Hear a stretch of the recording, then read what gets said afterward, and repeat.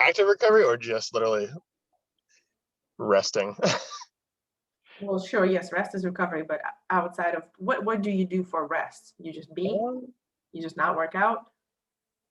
Yeah, usually I just omit working out. We'll walk through downtown. Just a lot of walking. Walking?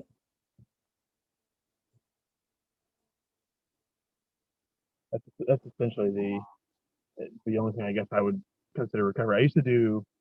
I used to want to try and get into like yoga, but Nice. That's awesome. yeah, I don't. I guess I need some sort of like beginning, because I went into a yoga class and I was definitely not prepared for all the maneuvers and poses, and I felt kind of left in the dust a little bit. So it was a little, yeah. I don't think it was meant for someone who's never done yoga before. What kind of yoga were you doing? It was specifically a hot yoga class. Yeah, that's not really recovery in my opinion. That's tough shit. Yeah, it was pretty tough. So you tried hot yoga and that did not really help your recovery? Is that what you're saying? Yeah, it was more, yeah, it was definitely more just of like a full out like work. Yeah, I'm hoping to hear some suggestions from the little presentation of things that I can do. Okay. So far you've just rested, did some low intensity cardio such as walking, and then what else?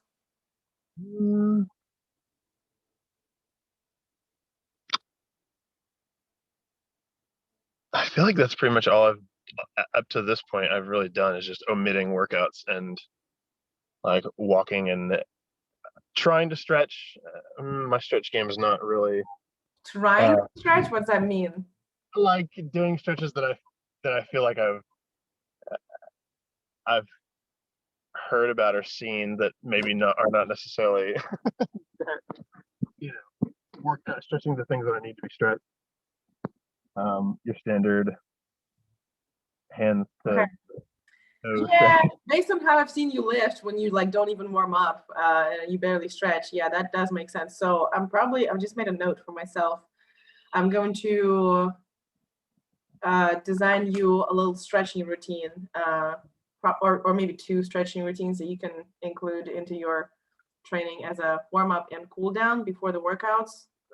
So we don't skip on that stuff anymore, and get you a little more flexible, a little more loose. So yeah, I think that would be great. That's our man, Michael. Hello. What's up? How you doing? Good. How are you? Doing good. Doing good. A little late because I guess I'm Hispanic. It's a Hispanic thing. Oh, okay. But yeah, I just wanted to add some pictures, just like you said, so I don't bore anybody. No, that's fine. Robotic, so I think a lot of people are enjoying the weather today, so they'll probably rewatch the stuff in recording. So just to let you know, we are recording all our Sunday Zoom calls, and then folks usually rewatch them and ask some questions. So if we get some follow-up questions for you, I'll definitely forward them. Okay. Katya is driving, but she's probably going to join from the car. And if other folks are enjoying the weather, then we'll just have to chat with them about your content later. But for now, I already introduced you to Joshua, but if you want to introduce yourself again and tell us something that we don't really know about you, then go ahead. Like, what's your background in fitness, and why are you here? What's so special? Yeah, most definitely. Joshua, I don't think I've met him before, have I? No. Oh. Yeah, I don't know. We met. What's going on, Michael? Hey, how you doing, man? Excellent. So Joshua is a coach as well, or? No, Joshua is my student, mine and Lexi's. The people on the call usually are just our students, and there's 1 or 2 coaches sometimes. The star pupil. It's you. So tell us a little bit about yourself, Michael. Well, a little bit about myself. I've always been a health freak since the age of 15. Ever since the gym was open in high school, I just fell in love with, just working out, having my own space. I always had some anger issues, so that always relieved some stress, most definitely. And I didn't pursue being a coach until later in my adult years, is when I went through a lot of adversity, severe in debt, losing a business, being homeless, things of that nature. So I really hone in on real important stuff that I realized was in front of us the whole time, which is our health. And then once I took initiative to that, during that time, I was 30 plus pounds. I was the most overweight, sprained my ankle severely. And I was just like, I feel hopeless, and just really tapped into things that I never thought was possible. That I felt like I learned more than I ever learned about health and wellness in the matter of 1 to 2 years, just honing in on that real important stuff, which is what makes us thrive and what makes us survive in general. So I really honed that in, and I thought, well, I never pursued something I loved doing, so I went ahead and just went all in. I went all the way on the other side of the country for I could be less distracted of, the influences. I wouldn't say they weren't influences, but I went outside the country because, not outside the country, I'm getting lost here, but I went across the country because, past trauma, people that weren't really resonating with me, really not understanding me visually, and, just went across California and just became a wellness coach, really teaching people as much as possible on the importance of, if we can't really fulfill our needs, knowing more about us as uncomfortable as it can get, then, what's the point of this life that we live today? So that's a little bit about me. Nice. And yeah. That's nice.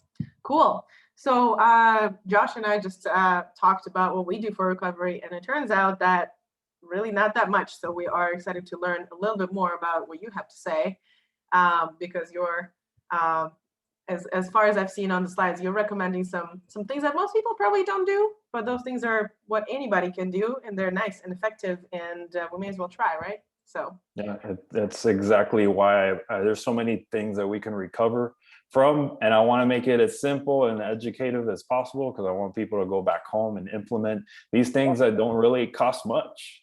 It's just less than $30 is what you see on the slideshow. Yeah, let's get into it. I just allowed you to show the screen. Okay, awesome.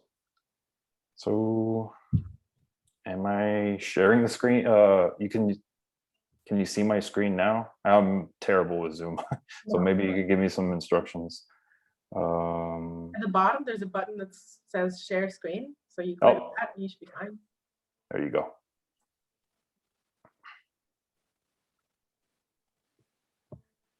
All right, you could see it?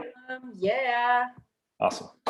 So we'll get into cold shower therapy. I wish I could memorize all this, but I'm still a work in progress to keep this all in memory. So we're gonna just go through it. And if there's any questions that you have, please feel free to just go and barge in, because I don't wanna be the only one talking. I want all of us to be unity here. We're all wanting to learn more.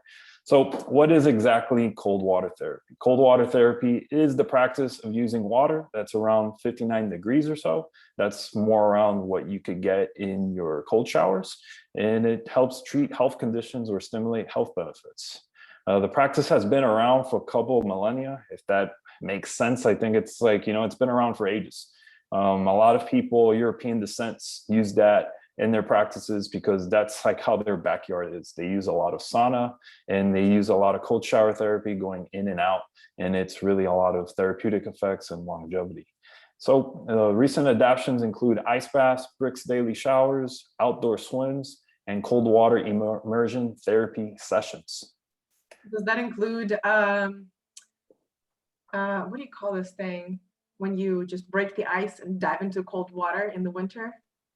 Polar plunges. Does that include that, or is that too? Yeah, I've heard a lot of people doing that in the East, and I guess the more east you go in the world, it's more in Russia. Yeah, I couldn't imagine it. They just do it like it's a piece of cake, piece of pie out there, because it's. The reason I'm asking is because in Russia we believe it's, what you said exactly, like therapeutic and nice. But here in the West, some of my friends who are also athletes, they would believe that the water actually needs to be not freezing, So it needs to be like ice baths, quote unquote, are not as helpful. But when it's water just tap cold, it's perfect. Because when it's too cold, your muscles just shiver and contract, and they actually don't release, and it's no good. So that's why I'm asking you. Oh yeah, most definitely. In the beginning process, if anybody's interested in doing this, the best way is we're going to go through that in the slide, but obviously just sticking to home and cold shower, and just really like how Wim Hof says, you want to do it and you don't want to feel pressured or feel forced. You want to feel comfortable, as crazy as that sounds, because the ice cold shower is uncomfortable for most people. But it's just, it's just like working out, right? A lot of people feel like it's uncomfortable and in the next few days feeling sore, but you just got to tap into those endorphins, right? Right.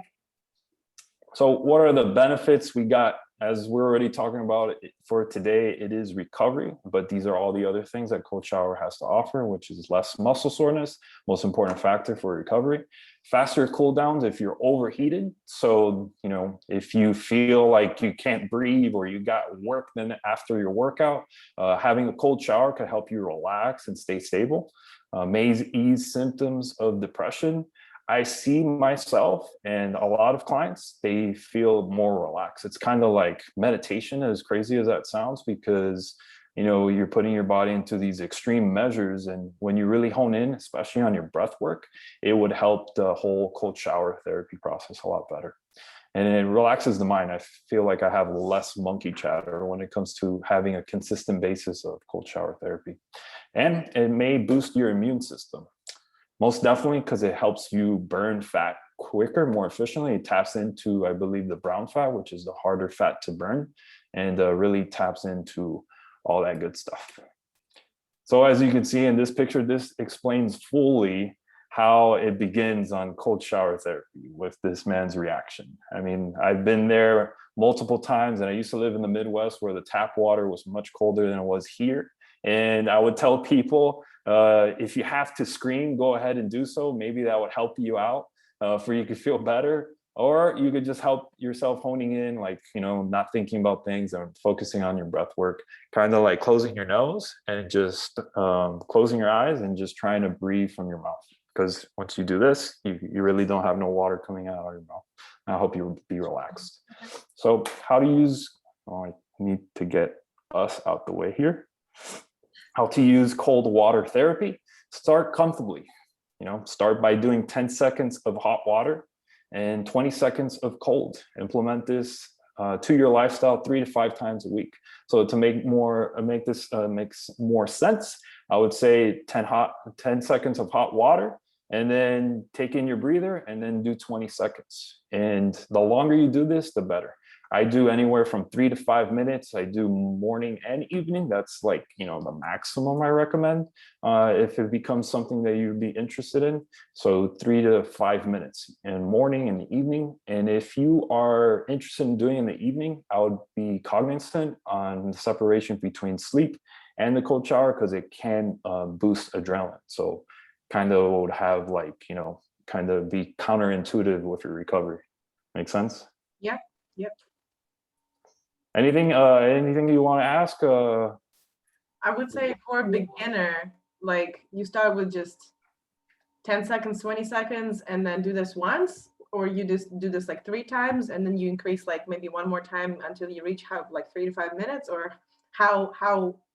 With my clients, I will tell them, because you got to start small and it has to feel like it's something you could tackle. So what I tell my clients is 30 seconds at minimum, which is very doable for most folks, or 60 seconds. And then just like working out, everything else, you feel like you get that confidence build and motivation, you want to do more, then go ahead and boost 15 or 30 seconds more.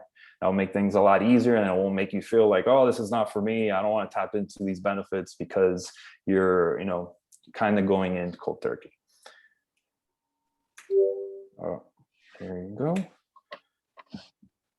So I always like to back up everything that I teach with some scientific studies, because without scientific studies, we could be doing things that really are doing more harm than good.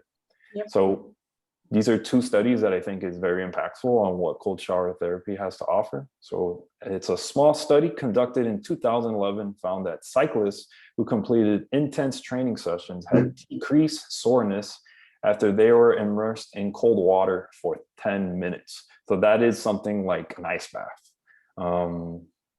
Obviously, you want to do cold showers in the beginning, and then once you get that confidence build, you could go ahead and do ice baths for 10 minutes. But I would say that takes, around 1 to 3 months maybe. But you could see cyclists are doing it, so we can do it as well. And it's extremely beneficial. And then the next one, a 2016 study involving 20 participants showed that the same thing. Athletes who soaked in a pool of cold water reported less muscle soreness than those who had no hydrotherapy after exercise.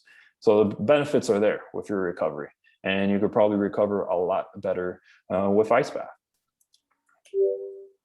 Interesting. And then, how much does cold shower therapy cost? I put, in the question mark, practically nothing, because there is a water bill. As strange as that is, that we live in a world that something should be provided for free, but heck, I guess that's a first world problem.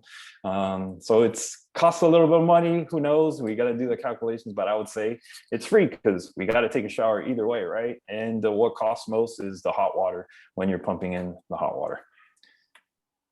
So the next, we're doing what is electric stimulation, which is something that I'm actually doing right now. And it's something that's pretty cool because, what's recovery, right? Recovery is kind of like doing nothing or just taking a break. So I could show you right now, since I already explained, and give you an illustration. So this was in my back the whole time. I do have lower back issues from time to time. I just got to make sure I do my yoga, my exercises, my foam rolling, all the good stuff. And then this could help you recover or have a great exercise with it. There's many different modes that electric stimulation has.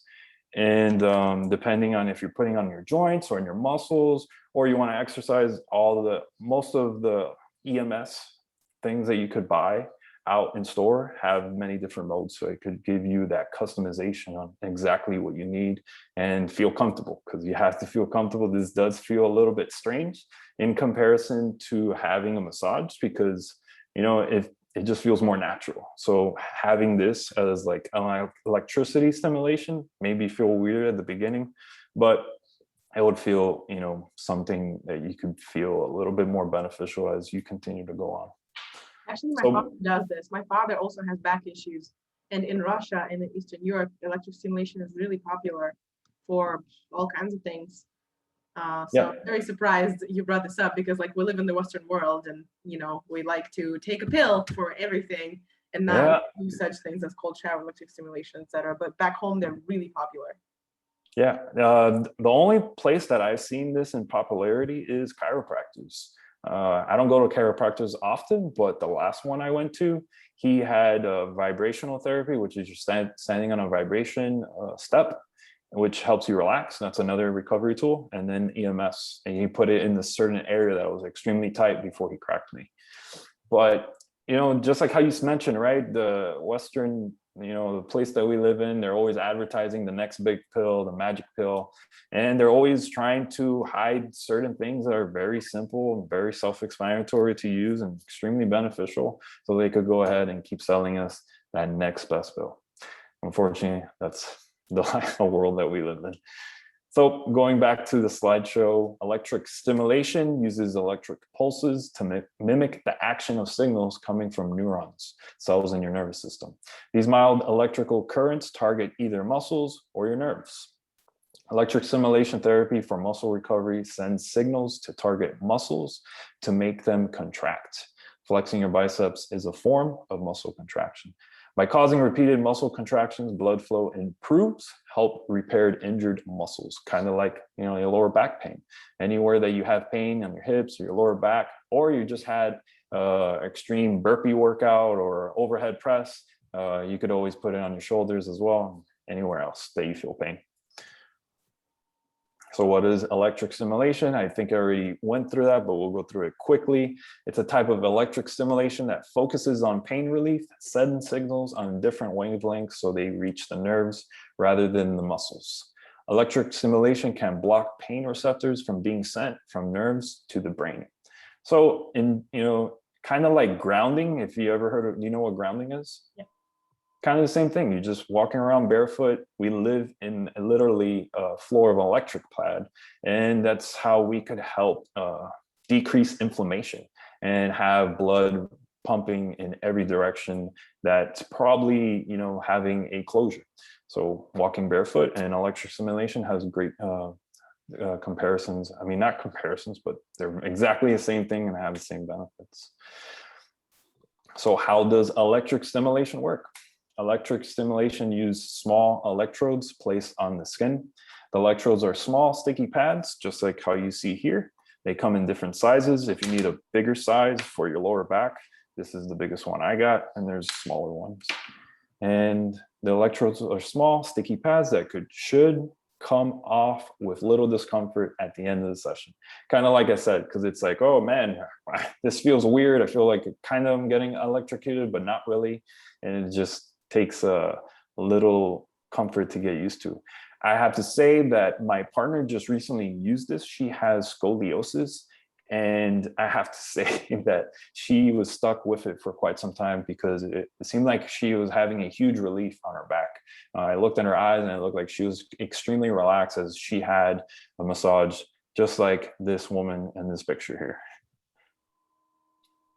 So these are all the benefits on electric stimulation: back pain, cancer-related pain, dysphagia, if that pronounced that correctly, fibromyalgia, joint pain, arthritis, muscle conditioning, nerve inflammation. That's the biggest one, I would say. Poor muscle strength, urinary inconsistence, spinal cord injury, stroke, and surgery recovery. So as explained, it's kind of like it helps rush blood in those certain areas that we might have dead cells because we got in an injury or we got in an accident, things like that. So it can help us out. How much does it cost? Less than $30. That's not gonna really take your savings account. That's something that's extremely useful for just $30, and implement that just like I did. You could have this while you're standing on your desk, sitting on your desk, watching TV, and just those times that you're doing nothing really. Yeah. So we're having a quiz. No, I'm just kidding. It's just one question. What is the best and most underrated state of recovery? Josh, what do you think? I've cheated. I've seen the slides. Yeah, You guys cheated. The best and most underrated state of recovery. you don't have to think too much. It's the most simplest one. I'll give you a little guess. Well, I'm gonna give it to you anyways. Sleep. Sleep. Sleep is the most important. That was so obvious. Underrated. You forget about it because we do it anyways. Not enough, right? I mean, how many of your clients would you say, looking at their statistics, are they having that sleep that they need, 8+ hours, especially when they have intensive training that you give them? No, right? Less than half, probably 30%. They're around probably 6.5 hours. Most people run that I at least train probably around like 5 to 6 hours, which is just so sad. Yeah, it's a world life crisis on not understanding the importance of sleeping. If our laptops could sleep, if our dogs could sleep, from time to time, we can have our sleep too. It's really important, especially when we do those exercise. How I see it, the more that we exhaust ourselves for the greater cause, exercising, stepping out of the norms, and we need more than 8 hours of sleep, the way I see it. Around 9-10 hours for some, but some people are very fortunate to be able to run on less. I would say it's air signs, and that's a little bit of you're an Aquarius, aren't you? I am. You are, right? Yeah. Do you feel like you can run less on sleep? Hell no. I'll get my 8-9 hours. I'll cancel morning things to just get more sleep. There you go. You're putting the importance on your sleep. I'm telling everybody no. That's great. So, like we explained, this is the statistics right here. 70% of adults report that they obtain insufficient sleep at least one night a month, and 11% report insufficient sleep every night. That is a sad statistic. I feel like it's not 11%. It's like half of the population. People are just not being honest. Yeah, whether it's ego or subconscious mind or mind chatter, they're probably not, and they're probably being cross-eyed, probably answering the wrong question, wrong answer. Yeah, and there's also a direct correlation between sleep, lack of sleep, and fat gain. So I think if you move below 6 hours, then you gain an average half a pound a week per year, like that year.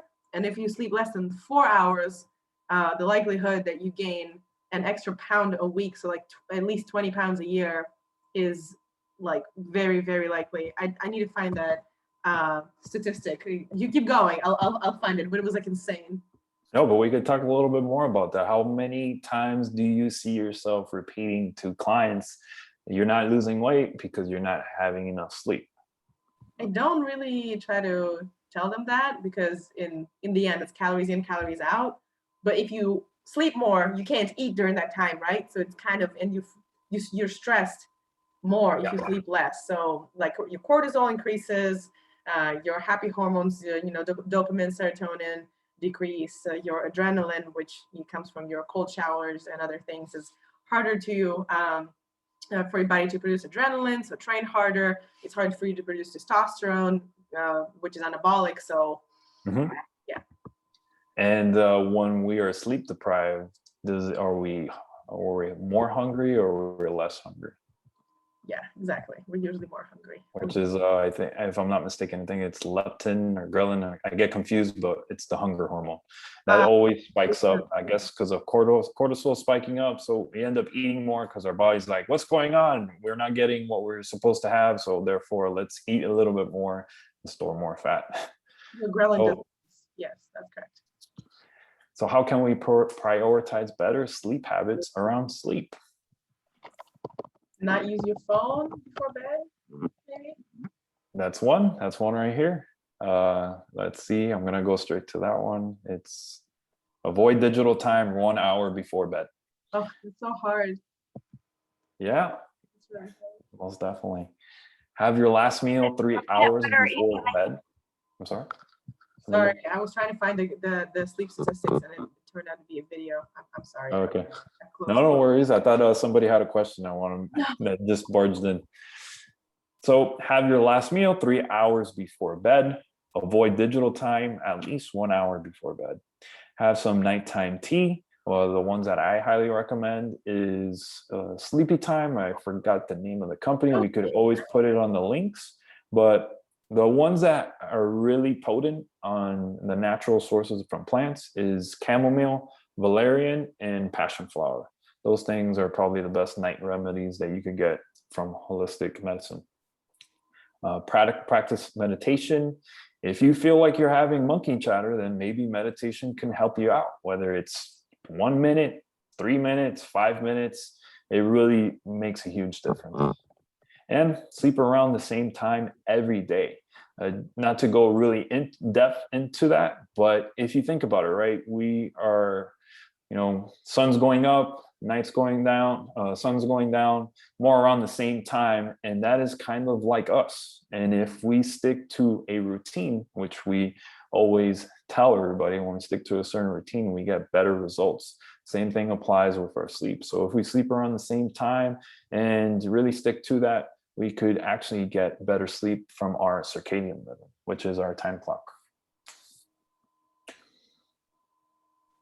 So Joshua, this is a question for you. What recovery practice will you implement and influence with others?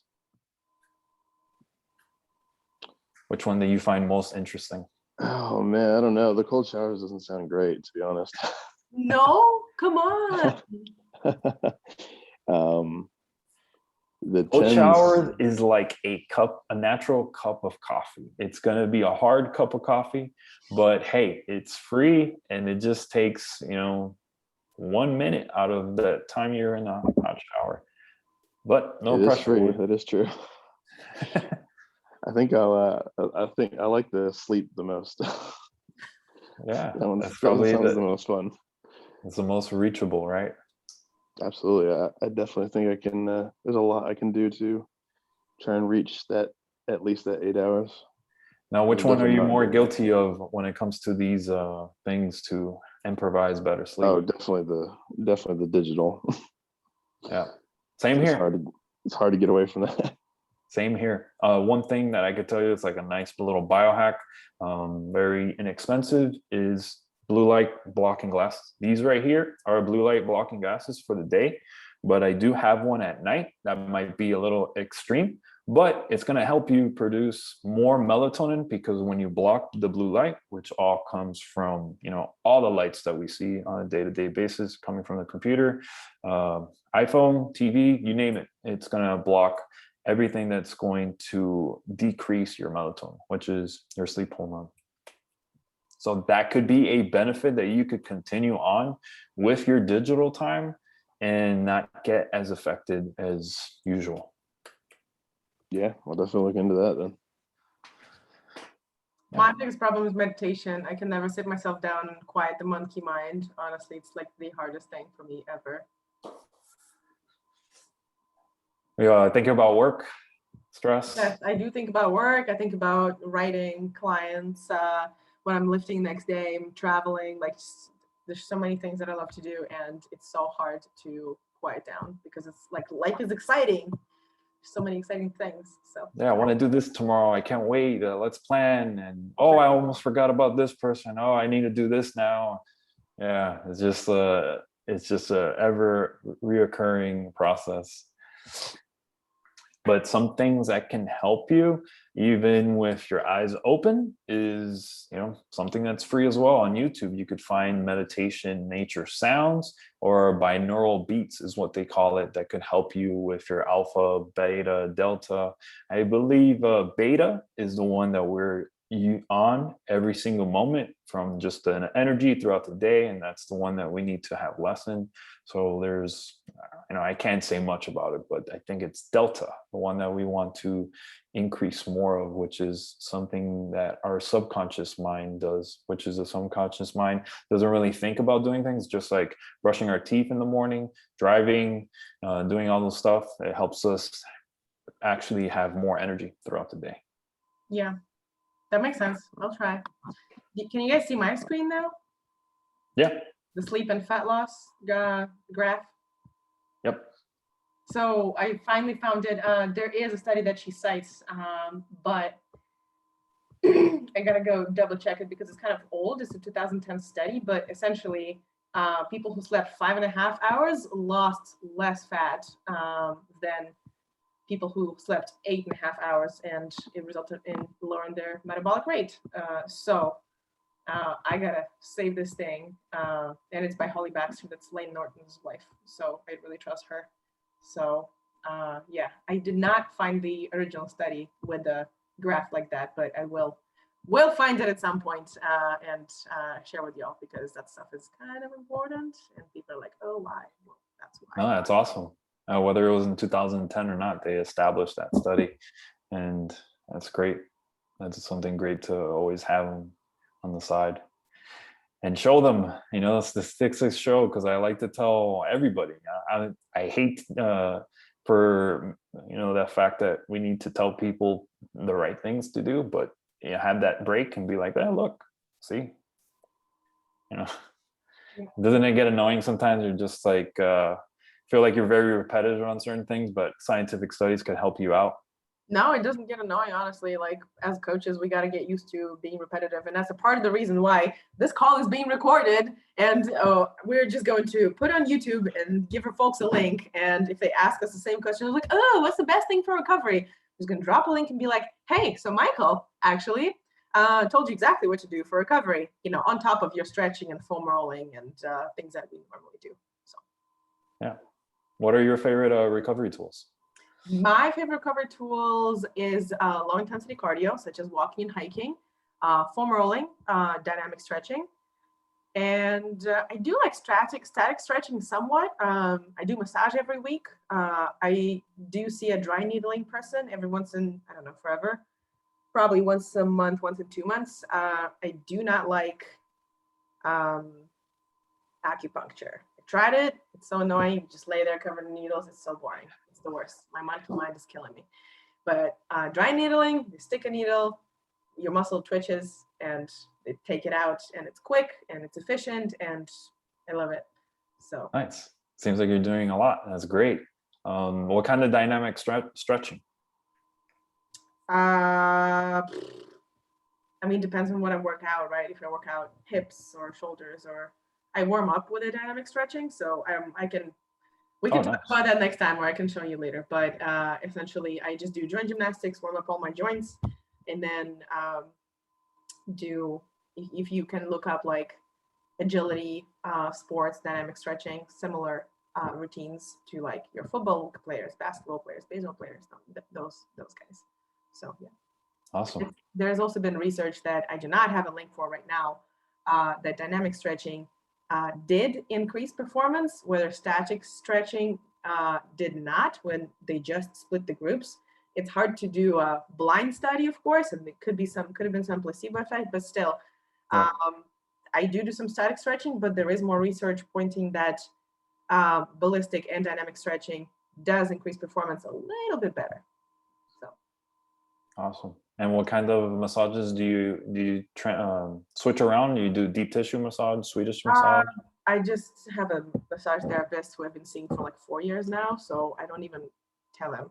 I just come in and they just focus on he's like, okay, this is tight, we're gonna work on this, and I'm like, yes. So awesome. I guess it's like something between sports massage and deep tissue. But if I'm really worked and my muscles are tender, you cannot really massage them deeply. You just gotta let them rest and chill at ice. So depends. Awesome. Josh, have we bored you to death? No, not at all. Okay. Just soaking it all in. Gotcha. Cool. You got any questions for Michael? Do you have anything to say about like a muscle gun? Yes, that can be very similar to like standing on a vibration pad. I highly recommend it. For those times, can it be easier to just hold on to the gun or have somebody use it for you? But that helps you alleviate inflammation, pain, you name it. And the best thing about it, you can buy one on Amazon and just get one that has great reviews. You don't have to really get a Theragun that costs a ton of money. But that one, I highly recommend it as well. That's something that I use when I have that time that I don't need to use my hands.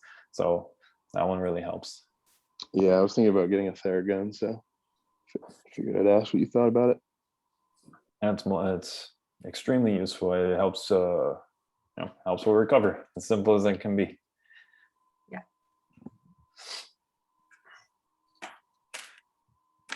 So it's a nice weather out there in South Carolina. I always get confused, and part of me, it's my dyslexia. I always get things switched around. No worries. It is a little gloomy, but it did not rain on us during the hike this morning, so that's good. And I may actually go swim later today. Hopefully if it doesn't rain as well, but it's like 70. Nice. Yeah. Sounds like great weather. Yeah. Get your recovery and your vitamin D. That's right. All right, my friends. So that was a lot of info. I am glad we recorded it and cannot wait to see what the folks say after they watch it. Katya was really excited about that because she's getting more and more sore. A couple other folks. So I will post that on YouTube. Michael, you're welcome to share the link with your clients and your audiences, so more people can check out our favorite recovery. Awesome. And sounds lovely. Yeah, sounds good. And Josh, I will see you for your max tests tomorrow. Very excited for that. And Yeah. Do not stretch too much today. If you try cold showers, it's fine. But do not do massage or deep stretching today. Not good. I'll just get lots of sleep. 1 rep max. Yes, get lots of sleep. That's your recovery allowed for the day. That's like your little assignment. Yes. Awesome. And thank you guys. Thank you, Katya. Thank you, Yeah, Joshua, for course, being totally. involved on our call. You know, Yeah. Thanks, Michael. I appreciate it. It was a good presentation. we thank will you. I appreciate it. Monday. Bye, guys. Likewise. See you Take guys. care.